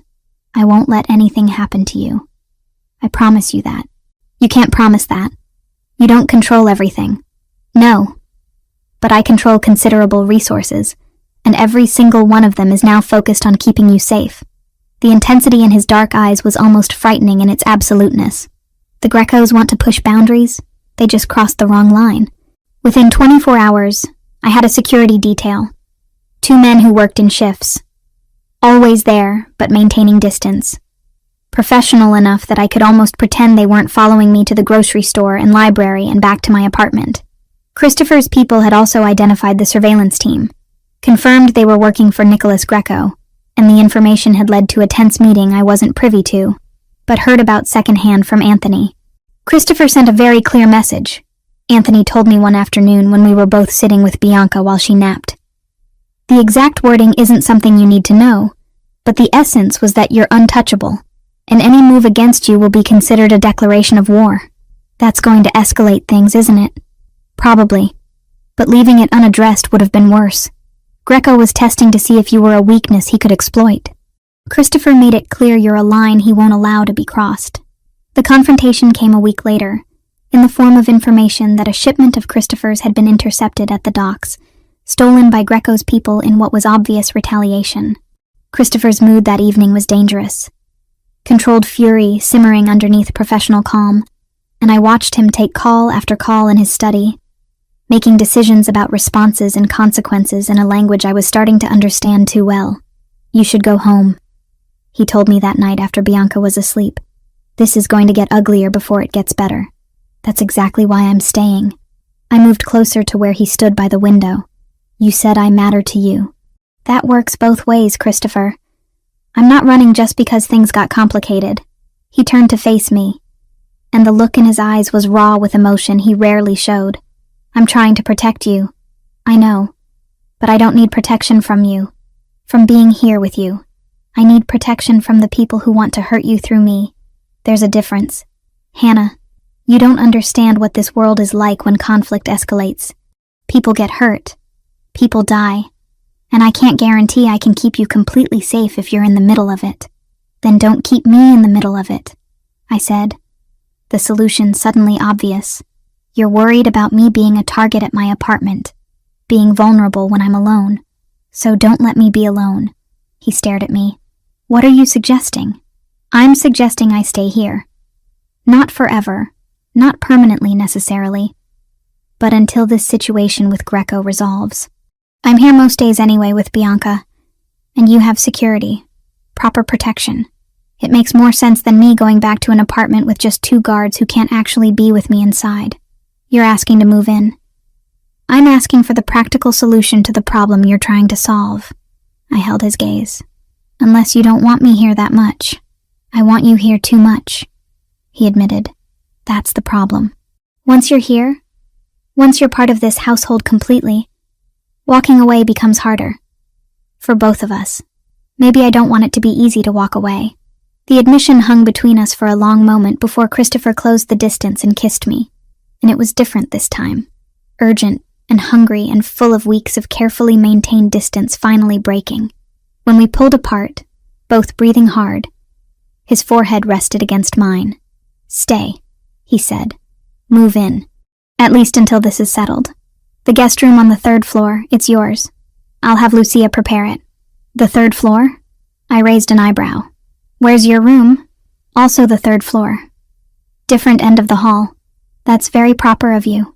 I'm trying to maintain some semblance of boundaries while you're living under my roof, and technically still employed to care for my mother." But the heat in his eyes suggested boundaries were becoming increasingly theoretical. "What if I don't want boundaries?" His jaw clenched. "Hannah, if we cross that line, there's no going back to professional distance. You become mine in a way that goes beyond employment or protection. Are you ready for that?" The possessiveness in his tone should have alarmed me, but instead it sent heat through my body, want pooling low in my stomach. I'd spent 26 years playing it safe, being responsible, putting everyone else first. For once, I wanted to choose something purely for myself. Consequences be damned. "Yes," I said simply. Christopher's eyes darkened and he took my hand, leading me up the stairs to the 3rd floor, past the guest room he'd mentioned to a master suite at the far end that was all dark woods and masculine comfort. The door closed behind us, and then he was kissing me again, hands moving over my body with intent this time. No more careful restraint, and I gave myself over to it completely, to the heat and want, and the rightness of finally crossing this line we'd been dancing around for weeks. Later, lying tangled in his sheets with his arm around me and my head on his chest, listening to his heartbeat slow back to normal, I felt the weight of the choice I'd made. Moving in, sleeping with him, becoming his in the way he'd meant. It tied me to this world inextricably, but as his fingers traced idle patterns on my shoulder, and he pressed a kiss to the top of my head, I couldn't bring myself to regret it. "Tomorrow I'll have your things brought over," he said quietly, "and we'll need to have a conversation with Mama about you living here. Make sure she understands without getting confused. She'll be thrilled. She's been asking when I'm going to stay for dinner every night like family. You are family now." The certainty in his voice left no room for argument. Mine to protect, mine to care for. The Grecos want to test that? Let them. They'll learn exactly how far I'll go. The threat implicit in those words should have frightened me, but wrapped in his arms in the safety of his home, I found I trusted him to keep that promise, violence and all. I'd chosen this world, chosen him, and I'd face whatever came next with my eyes open and no regrets. Living in the Ravellini townhouse changed everything in ways both obvious and subtle. The morning routines became shared. Christopher and I passing each other in the hallway as he left for whatever business required his attention, me heading downstairs to help Bianca with breakfast. Lucia adjusted to my permanent presence with efficiency that suggested she'd expected it all along, treating me with a deference that made me uncomfortable until I realized it wasn't about me personally, but about my relationship with Christopher. The tension with the Greco family escalated exactly as predicted. 2 days after I'd moved in completely, bringing the few possessions I owned from my apartment in Alston, Christopher received word that another shipment had been hit, this one significantly more valuable than the first. The response came in the form of closed-door meetings with Anthony and other men whose names I didn't know and didn't ask for, conversations conducted in voices too low for me to overhear even when I was in adjacent rooms. "It's going to get worse before it stabilizes," Anthony told me one afternoon, when we were both keeping Bianca company in the sunroom. She'd fallen asleep in her chair, exhausted from a morning of confusion and agitation, and Anthony had appeared with the quiet assumption that watching over her was now a shared responsibility. Greco's pushing hard, testing boundaries. Christopher's been trying to handle it without direct retaliation, but there's a limit to how much territory he can lose before his own people start questioning his leadership. What would direct retaliation look like? I asked, not entirely sure I wanted the answer. Anthony gave me a look that suggested he was deciding how much honesty I could handle. Nothing you need details about. But Christopher's been different since you came into the picture. More measured, more careful about consequences. The old Christopher would have already burned down half of Greco's operations. This Christopher is trying to find solutions that don't involve body counts. Because of me. Because you make him want to be better than what this life usually requires. Whether that's sustainable long-term? We'll see. He checked his phone, frowning at whatever message he'd received. But right now, it's making things complicated. His men need to see strength. Greco needs to see consequences. And Christopher's trying to balance all of that with keeping you insulated from the worst of it. I thought about that conversation later that evening, when Bianca had her worst episode since I'd started working for the family. It began during dinner, which I'd been taking with her in the breakfast room, while Christopher met with associates in his study. One moment she was eating peacefully, the next she was standing abruptly, her chair falling backward with a crash that brought Lucia running. "They're here," Bianca gasped, backing toward the wall. "In the house, I can hear them. They've come to finish it, to kill us all like they killed my baby." I moved toward her slowly, keeping my voice calm. "Ma'am, no one's here except family. You're safe." But she was beyond hearing, lost in memories that were 5 years old, but playing out as present reality. She made for the door with surprising speed, and I followed, my heart sinking, as I realized she was heading toward Christopher's study, where the door was partially open, and I could see men gathered around the desk, papers spread out that probably contained information I shouldn't see. "Bianca, wait," I called, but she burst into the room before I could stop her. "Traditori," she screamed, the Italian word for traitors cutting through whatever conversation had been happening. "All of you, liars and killers, you promised protection and delivered death. You took my Sophia, my beautiful girl. You took her, and left me with nothing but blood and screaming." Christopher was on his feet immediately, his face a mask of control, even as I saw the pain flickering underneath, the guilt that never fully left him. The men around the desk had gone silent, clearly uncomfortable with this breach of the carefully maintained facade of business as usual. I stepped between Bianca and the men, blocking her view, forcing her to focus on me instead of whatever demons she was seeing. "Ma'am, look at me, just me.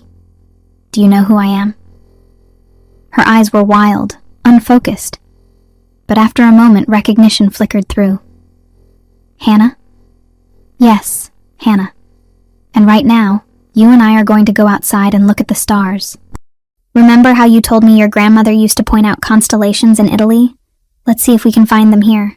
It was manipulation. using her love of her grandmother to redirect her attention. But it worked.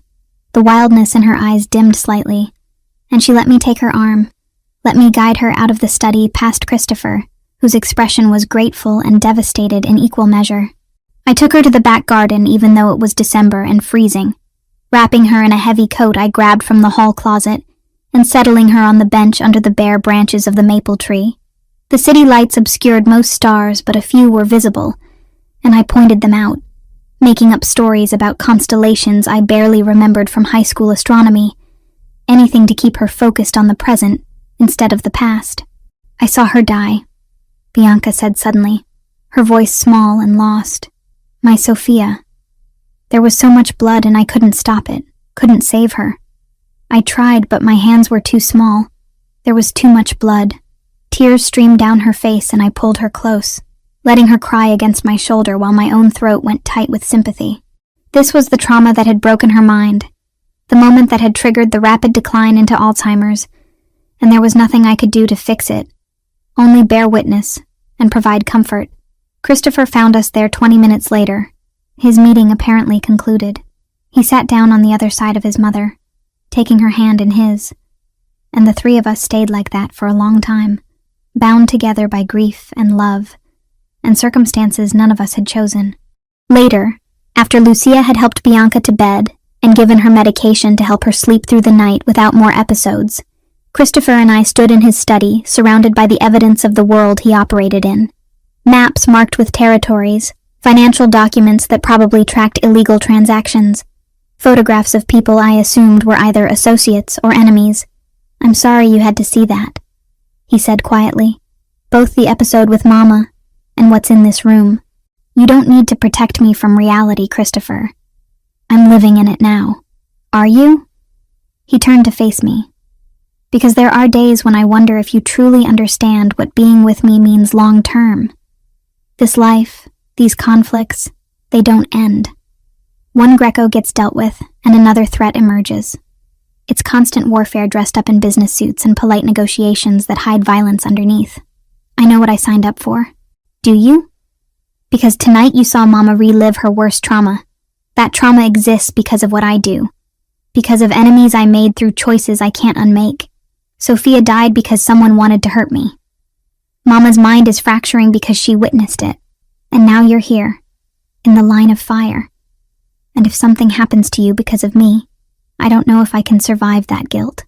I moved closer to him, taking his face in my hands. Listen to me. What happened to Sophia was terrible and tragic and not your fault. You didn't pull that trigger. You didn't plan that attack. You were trying to protect your family, and sometimes protection fails, despite our best efforts. I watched my father die slowly over 3 years from cancer. I couldn't prevent or cure, and the guilt of not saving him nearly destroyed me. But eventually, I had to accept that some things are beyond our control. This is different. The threats to you are direct consequences of my choices, and my being here is a direct consequence of my choices. I chose to help your mother that night in the rain. I chose to take this job. I chose to stay when I learned the truth. I chose to move in here. Every step of the way, I made decisions with my eyes open. You don't get to take away my agency by assuming I don't understand the stakes. He pulled me against him, his arms wrapping around me tightly. I'm going to end this situation with Greco, whatever it takes. I won't keep living with the threat of them targeting you. What does that mean exactly? It means I'm done trying to be measured and diplomatic. Anthony was right earlier. My restraint is being seen as weakness. Time to remind everyone why my family has controlled these territories for 3 generations.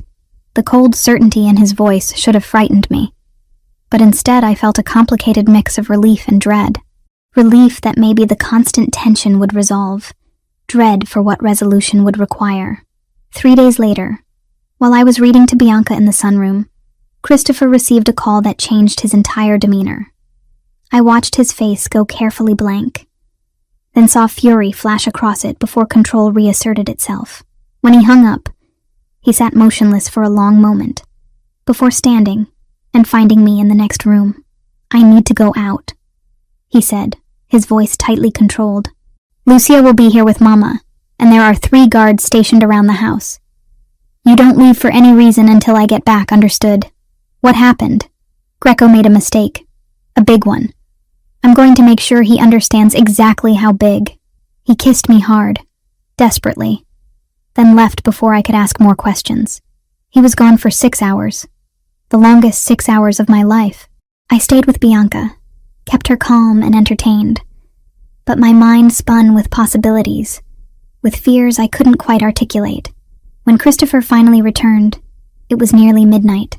His clothing was pristine, no signs of violence, but something in his eyes suggested he'd witnessed or participated in things he couldn't unsee. "Is it over?" I asked when he found me in his study where I'd been pretending to read while actually just waiting for him. "The acute phase is over. Greco's been arrested on charges that should keep him locked up for decades if the system works the way it's supposed to.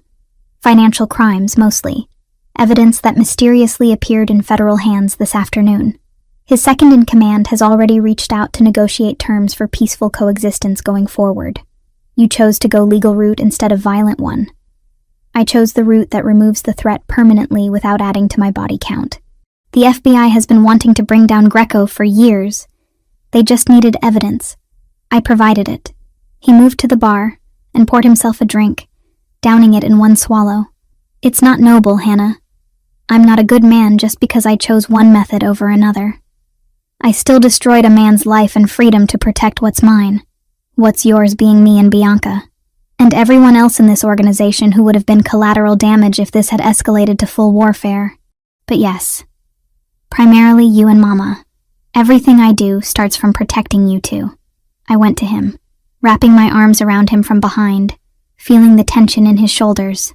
"Thank you for choosing the path with less bloodshed.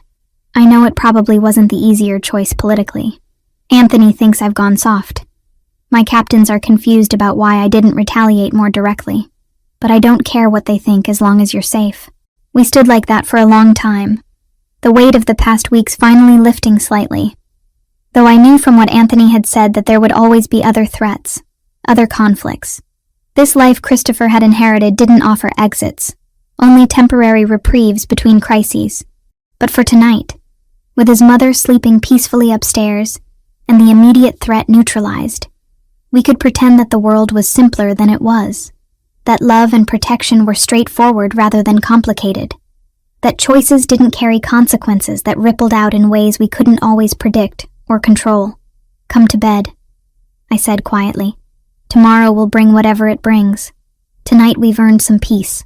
He turned in my arms and kissed me, and whatever darkness he'd witnessed or participated in that day, he left it outside the bedroom door, choosing instead to be just a man with the woman he loved. Complications be damned. The next few days would test that fragile peace, would force us to confront realities we'd been avoiding. But for now we had this moment, and we took it gratefully. The peace that settled after Greco's arrest lasted exactly 4 days before shattering in the worst way possible. I was at a pharmacy 3 blocks from the townhouse, picking up a prescription for Bianca that needed to be refilled, accompanied by one of Christopher's security men whose name was James, a quiet professional who'd been shadowing me for weeks now. The pharmacy was one Christopher had approved, vetted for safety, in a neighborhood he controlled. I should have been safe. I should have been, but I wasn't. It happened so fast that I barely processed it until it was over. One moment I was at the counter waiting for the pharmacist to confirm the prescription details. The next, a van screeched to a stop outside, and 3 men rushed through the door. James moved immediately to intercept, but there were too many of them, and they knew exactly what they were doing. I heard a sound like a punch, saw James drop, and then hands were grabbing me, yanking me toward the door before I could scream. I fought, clawing and kicking and trying to make myself as difficult to move as possible, but they were professionals, and I was just a 26-year-old woman who'd never been in a real fight in my life. Someone pressed something cloth covered over my mouth and nose, chemical smell making my head swim. And then the world tilted sideways into darkness. When I woke, my head pounded, and my mouth tasted like copper and chemicals. I was sitting in a chair in what looked like an abandoned warehouse. Concrete floors and high ceilings and the smell of salt air suggesting we were somewhere near the water. My hands were zip-tied to the chair arms and my ankles were similarly bound. Panic clawed at my throat, but I forced it down, forced myself to breathe slowly and assess the situation. 3 men stood near a doorway about 20 feet away, speaking in voices too low for me to hear clearly. One of them noticed I was awake and said something that made the other 2 turn.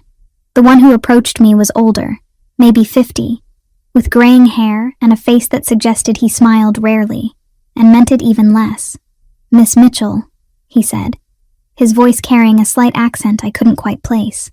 "I apologize for the rough treatment. My men were instructed to be careful with you, but speed was necessary. Who are you?" My voice came out shakier than I wanted it to. "My name is Nicholas Greco. I believe you've heard of me." Ice flooded my veins. Christopher had said Greco was in federal custody, that he'd been arrested on charges that would keep him locked up. But clearly intelligence had been wrong, or circumstances had changed, because he was very much here, and very much not in prison. "Christopher will come for me," I said, trying to project confidence I didn't feel. "I'm counting on it. That's rather the point of this exercise." Greco pulled over a metal folding chair and sat down across from me, close enough that I could see the cold calculation in his eyes. "You see, your Christopher made a significant error when he chose to use legal channels against me rather than traditional methods. He thought he was being clever, avoiding bloodshed while still removing me from the board. What he failed to anticipate was that I have resources he didn't account for, connections that ensured my release within hours of arrest. So you took me to what? Punish him? Kill me in retaliation? Kill you? No, Miss Mitchell. You're far more valuable alive. Your leverage, a bargaining chip to force Christopher Ravellini to acknowledge that his territory is no longer exclusively his, that he needs to share control or face consequences." He leaned back, studying me like I was an interesting specimen. "Though I must say, I'm curious what he sees in you. You're pretty enough, certainly. But you don't strike me as the type who'd normally appeal to someone of his position. Too ordinary, too middle class, too unconnected to be a strategic alliance." "Maybe he likes that I'm not part of this world," I shot back, anger cutting through fear. "Perhaps. Or perhaps he's simply tired, and you represent escape from responsibilities he never wanted. Either way, you matter to him considerably based on how much he's invested in protecting you. That makes you extremely useful to me." Greco stood and pulled out a phone, typing something quickly. "I'm sending him proof of life. Photographic evidence that you're unharmed and in my custody. Within the hour, he'll receive terms for your release. If he's smart, he'll accept them, and we can all move forward. If he's prideful, well, then things become more complicated for everyone involved. You don't know him very well if you think he'll negotiate under these circumstances," I said, though I wasn't entirely sure that was true. Christopher had shown himself willing to make pragmatic choices over violent ones recently. Would he trade territory to get me back? Probably. Would that decision haunt him and undermine his authority? Definitely. "We'll see." Greco gestured to his men. "Make her comfortable. Food, water, untie her hands so she can eat. She's a guest, not a prisoner, until we determine otherwise." I was left alone after that. My hands freed though my ankles remained bound to the chair. One of the men brought me a bottle of water and a sandwich from somewhere, setting them on a crate within reach. The surreal normalcy of being offered lunch while kidnapped almost made me laugh, but I swallowed the hysterical sound and forced myself to eat because I needed my strength for whatever was coming. Hours passed. I had no way to track time exactly, but the light coming through high windows shifted from afternoon to evening to darkness. No one spoke to me directly, though I overheard fragments of conversations in Italian and English, enough to understand that Christopher had received the proof of life and had responded, though not in the way Greco expected. "He's not negotiating," one of the men said, sounding nervous. "He's threatening full-scale war if we don't release her immediately." "Let him threaten," Greco replied calmly. "He won't start a war that could get her killed. He cares too much." But Greco didn't know Christopher the way I was starting to. Christopher would absolutely start a war if he thought it was the only way to get me back safely. The question was how much time I had before that war arrived at this warehouse. The answer came sooner than I expected. Just past what I guessed was midnight based on how deeply dark it had become outside, I heard sounds in the distance. Shouts, then gunfire, brief and sharp. Greco's men scrambled to defensive positions, weapons appearing from nowhere, and I was suddenly very aware of how exposed I was, tied to a chair in the middle of a space that was about to become a battlefield. "Move her to the back room," Greco ordered, and 2 men grabbed my chair, carrying me awkwardly through a doorway into a smaller space with no windows. They left me there in darkness, punctuated only by the sounds of the assault happening somewhere nearby. The gunfire intensified, closer now, and I heard voices shouting commands in English and Italian. Then the door to my room burst open and I flinched, expecting Greco's men or worse. But instead it was Christopher, flanked by Anthony and 3 others I didn't recognize. Christopher's face when he saw me was something I'd never forget. Relief and fury and fear all fighting for dominance. He crossed to me in 3 strides, pulling a knife from somewhere and cutting the zip ties binding me to the chair. His hands shook slightly as he checked me for injuries, his touch gentle despite the violence happening around us. "Are you hurt? Did they touch you?" "I'm okay. Scared, but okay." "How did you find me so fast?" "I always know where you are." He helped me stand, my legs unsteady from hours of sitting. "There's a tracker in your phone, another in your watch, a third in the sole of your shoe." The moment James didn't check in, I knew something was wrong and activated all of them. "That's excessive. That's what kept you alive long enough for me to get here." He pulled me against him briefly, then released me to Anthony. "Get her to the car. I need to finish this." "Christopher, no," I started, but he was already moving back toward the main warehouse space where I could still hear sounds of conflict. Anthony's hand on my arm was firm. "Come on. He needs to know you're safe before he can focus on cleaning this up." I let Anthony lead me out through a side exit where several black SUVs were waiting, engines running. He put me in the back of one and climbed in beside me, and within seconds we were pulling away from the warehouse. I twisted in my seat, looking back at the building we were leaving behind, where Christopher was still dealing with Greco and his men in whatever way he deemed necessary. "Is he going to kill them?" I asked quietly. Anthony was silent for a moment. "Probably not all of them. But Greco? After this, Christopher won't make the mistake of leaving him alive to be a threat again." The certainty in his voice should have horrified me. But instead, I just felt numb. I'd been kidnapped and held for hours because of Christopher's world, because of what he was, and what his enemies saw as acceptable tactics. The reality of that life, of the constant danger, of the violence that lurked just underneath polite business transactions, crashed over me in waves. When we arrived back at the townhouse, Lucia was waiting, her face pale but composed. She took one look at me and immediately ushered me upstairs, running a bath and laying out clean clothes and treating me with gentle efficiency that suggested she'd dealt with this kind of aftermath before. "Mrs. Bianca?" I asked, suddenly terrified that something had happened to her during all this. "Sleeping peacefully. She doesn't know anything happened. Mr. Ravellini made sure the house was extra secured before he went after you. And James is alive. They got him to surgery in time, and the doctors think he'll pull through." I soaked in the bath until the water went cold, trying to wash away the fear and helplessness and chemical smell from whatever they'd used to knock me out. When I finally emerged, wrapped in a robe Lucia had left, Christopher was in the bedroom waiting, pacing like a caged predator. He stopped when he saw me, his expression unreadable. "I'm sorry." "For what?" "For this being your life now. For you being taken because of me. For the fact that I just killed 3 men and severely injured 5 others to get you back." He moved closer. "For the reality that this won't be the last time someone tries to use you against me." I studied his face, seeing the blood spatter he'd missed on his collar, the strain around his eyes, the way his hands clenched and unclenched like he was trying to release tension that wouldn't leave. "Did you kill Greco?" "No. I wanted to, but I made a different choice." He sat down heavily on the edge of the bed. "I beat him severely. Made sure he understood the consequences of touching you. Then I called the FBI back and gave them even more evidence.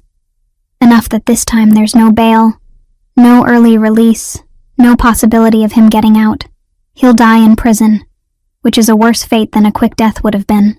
The new charges, combined with his history and the way he violated every previous condition, mean there's no more bail, no more deals, no loophole for him to slip through. You chose the harder path again. I chose the path that doesn't make me more of a monster than I already am in your eyes." He looked up at me. "I saw your face tonight, Hannah, when I cut you free. You were terrified, not just of Greco, but of everything, of this whole life. I don't blame you for wanting to walk away after this." I moved to stand in front of him, taking his face in my hands and forcing him to look at me.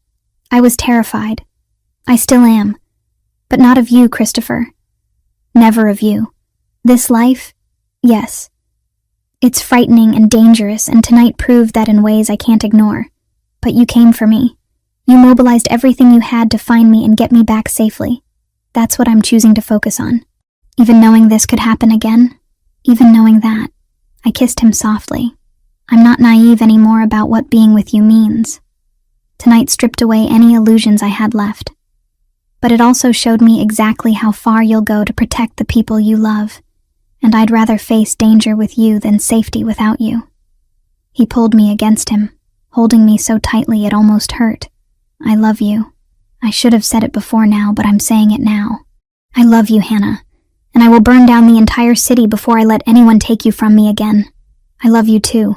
The words came easily, truthfully, despite everything, and we're going to figure out how to navigate this life together. Starting with you teaching me basic self-defense so I'm not completely helpless next time. There won't be a next time. You can't promise that, but you can promise to prepare me better. To trust me enough to let me be a partner in this instead of just something to be protected. He pulled back to look at me. Something shifting in his expression. You're remarkable, you know that? Most people would run screaming after what you went through tonight. Most people didn't fall in love with a mob boss while caring for his mother. I managed a small smile. I'm apparently not most people. No, he agreed, kissing me again. You're absolutely not. We stayed like that for a long time, holding each other in the quiet of his bedroom while the adrenaline slowly faded and exhaustion took its place. Outside, Anthony and the security team were cleaning up the mess, ensuring the situation was truly resolved. Downstairs, Bianca slept peacefully, unaware of the crisis that had unfolded. And in this room, Christopher and I clung to each other, having survived another test of what our relationship could withstand. Scarred, but not broken. Frightened, but committed to facing whatever came next together. 3 months after the kidnapping, life had settled into a new rhythm that felt both familiar and strange. The trauma had left marks we didn't talk about much. Nightmares I had occasionally that would wake Christopher from his careful sleep beside me. Moments when I'd panic if I couldn't immediately locate an exit in a new space. But we'd worked through it together, with the help of a therapist Christopher had vetted thoroughly. Someone who specialized in trauma and understood the unique constraints of our situation without judgment. Bianca's condition had deteriorated noticeably in those months. The stress of Christopher's increased tension and my own subdued presence apparently affecting her more than we'd realized. She had fewer good days now. More confusion. More moments where she didn't recognize me, or thought I was Sophia, or someone from her distant past. The doctors had adjusted her medications, but everyone acknowledged we were fighting a losing battle. Alzheimer's was progressive and irreversible, and all we could do was make her comfortable and ensure she felt loved through the decline. Christopher had changed too, in ways both visible and subtle. He'd started the process of transitioning some of his operations, moving money and investments into legitimate businesses, real estate developments, tech startups, venture capital. It was gradual, the kind of generational shift that would take years to complete fully. But the intention was clear. He wanted a life that wouldn't constantly endanger the people he loved, a legacy that didn't require his children, whenever they came, to inherit a world of violence and threat. "You're doing this because of what happened to me," I said one evening, as we reviewed documents in his study, paperwork for a new investment in a clean energy company that was entirely above board. "I'm doing this because I want a future that doesn't end with me in prison, or dead before I'm 50, he replied. The kidnapping just crystallized what I'd been thinking about for a while. This life my grandfather built, that my father maintained. It made sense in their time, but the world's different now. Law enforcement is more sophisticated. The old territorial boundaries don't hold the way they used to. Adapting or dying, and I choose to adapt. Your people must have opinions about this shift. Some do. Anthony supports it. thinks it's smart long-term planning. Others are less enthusiastic, prefer the old ways, but I'm still in charge, and they'll follow or they'll find themselves working for someone else. He set down the pen he'd been using to sign documents and pulled me into his lap. Besides, I have reasons to want a future that extends beyond the next territorial dispute. Reasons that involve you, and potentially a family, eventually. The casual mention of family made my heart skip. We'd been careful about birth control, both of us aware that bringing children into this world while it was still as dangerous as it had been would be irresponsible. But the idea that Christopher was actively planning for a time when that calculation might change felt significant. Eventually, I agreed, kissing him softly. When things are more stable, and your mother's situation has resolved one way or another. Bianca's decline hung over us like a shadow we didn't acknowledge directly, but both felt constantly. She was 64, not ancient, but the Alzheimer's was aggressive, and the trauma that had triggered it had done damage that couldn't be undone. The doctors had started conversations about what her final months might look like, about care options and pain management, and difficult decisions we'd have to make. Christopher proposed on a Tuesday afternoon in February, 5 months after I'd first helped his lost mother on that rainy street that felt like a lifetime ago now. We were in the garden despite the cold, Bianca wrapped in blankets and sitting between us on the bench, having one of her increasingly rare moments of complete lucidity. She'd been telling stories about Christopher as a boy, making him laugh with embarrassing anecdotes about his attempts to impress girls in middle school, when suddenly she turned to me with perfect clarity in her eyes. "You love my son," she said in Italian. "I do," I replied in the same language. "Very much. And he loves you. I can see it in how he looks at you, how he is when you're near. You've made him softer, better." She took my hand in her frail one. "Sophia would have liked you. She always wanted Christopher to find someone who saw past the family business to the man underneath. I wish I could have met her. She's watching, I think. Somewhere. And she approves." Bianca turned to Christopher, switching to English. "You should marry this girl before she realizes she can do better." Christopher laughed, but there was emotion underneath it. "Mama, that's not very romantic proposal advice. Romance is for young people. I'm old and dying. I can be practical." She squeezed both our hands. "Marry her, Christopher. Build a life that honors Sophia's memory by being different than what killed her. And give me grandbabies before I forget who they are." The bluntness of it, the acknowledgement of her own decline delivered with such matter-of-fact acceptance, made my throat tight. Christopher's hand tightened on mine, and I saw him struggling with his own emotions. "I was planning to ask her, Mama. Just waiting for the right moment. This is the right moment. I'm here, I'm lucid, and I want to see you do it properly." Bianca looked at me with a small smile. "He bought a ring 3 weeks ago. It's in his desk drawer, third from the left, under the files about the shipping contracts. I saw it when I was looking for stamps." "Mama," Christopher said with exasperation and affection, "you're ruining my surprise. I'm ensuring I'm present for it. There's a difference." She settled back against the bench. "Now ask her before I fall asleep or forget what we're talking about." Christopher stood and pulled me up with him, and I realized his hands were shaking slightly, nervous in a way I'd never seen him. He didn't have the ring with him. It was apparently where Bianca had said, but he got down on one knee anyway right there in the frozen garden with his mother watching. "Hannah Mitchell, you walked into my life by helping someone you didn't know, showing kindness when everyone else just walked past. You've stayed despite learning truths that would send most people running. You've loved my mother and dealt with my world, and survived being kidnapped because of me.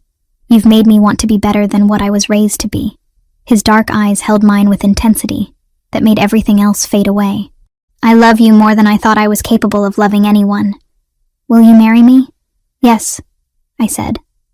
The answer immediate and certain despite all the complications that came with it. "Yes, absolutely yes." He stood and kissed me, while Bianca applauded weakly from the bench. And for that perfect moment, everything was simple and right, and full of hope for a future we'd build together. We married 6 months later in a small ceremony at the townhouse. Just immediate family and Christopher's closest associates. Anthony served as best man, Bianca as my honorary matron of honor, despite needing Lucia's support to stand through the brief ceremony. We spoke our vows in the same garden where Christopher had proposed, on a perfect June afternoon with flowers blooming and sunlight making everything feel possible. Bianca cried through the entire ceremony, and afterwards during the small reception, she had a moment of clarity that let her toast us in Italian, welcoming me officially to the family and blessing our marriage with words that had been passed down through generations of Ravellini women. It was the last fully coherent thing she said. Her decline accelerated rapidly after that, as if she'd been holding on specifically to see Christopher settled. Within weeks, she rarely recognized us, spent most of her time sleeping or staring at nothing, her vibrant personality fading into confusion and silence. The doctors moved her to hospice care at home, making the sunroom into a comfortable space where she could be surrounded by family, even as she slipped away from us. I sat with her every day, reading to her in Italian even when I wasn't sure she could hear or understand, holding her hand and telling her about Christopher and our plans and how much she'd meant to me. Christopher would join me in the evenings, sitting on her other side, speaking quietly about his day and his memories of her and Sophia, saying things he probably should have said years ago, but was finally brave enough to voice now. She died on a Thursday morning in early September, peacefully in her sleep with both of us beside her. Christopher held her hand and cried silently while I held him. And we stayed like that for a long time before finally calling Lucia to help us with what came next. The funeral was larger than the wedding had been, attended by family from Italy, business associates, people from the neighborhood who'd known the Ravellini family for generations. Christopher delivered a eulogy in Italian that had half the attendees crying, talking about his mother's strength and love, and how she'd survived her husband's death and her daughter's murder, and still managed to find joy in small moments. He talked about how meeting me had given her happiness in her final years, someone new to love who loved her back. In the weeks after, the house felt emptier, despite my presence. Christopher threw himself into work, specifically into accelerating the legitimate business transitions he'd started. Greco's imprisonment had created a power vacuum that other families were trying to fill. But Christopher had used the opportunity to broker peace agreements and territorial understandings that reduced conflict significantly. He was building the foundation for a different kind of empire, one that could operate openly rather than in shadows. 2 years and a few months after Bianca's death, I discovered I was pregnant. We'd been trying for about 6 months, had finally felt stable and secure enough to bring a child into our complicated world. Christopher's reaction when I told him was pure joy mixed with terror, immediately starting to plan increased security and baby-proofing and approximately 1,000 things that didn't need to be decided in the first trimester. "We're having twins," I told him at the 20-week ultrasound, watching his face cycle through shock and delight and renewed terror. "A boy and a girl. Twins," he repeated faintly. "Of course we are. Nothing about our life can be simple."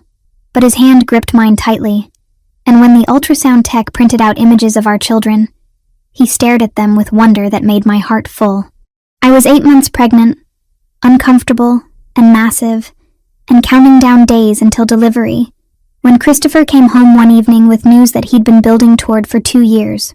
"It's done," he said, pulling me gently into his arms despite my awkward size.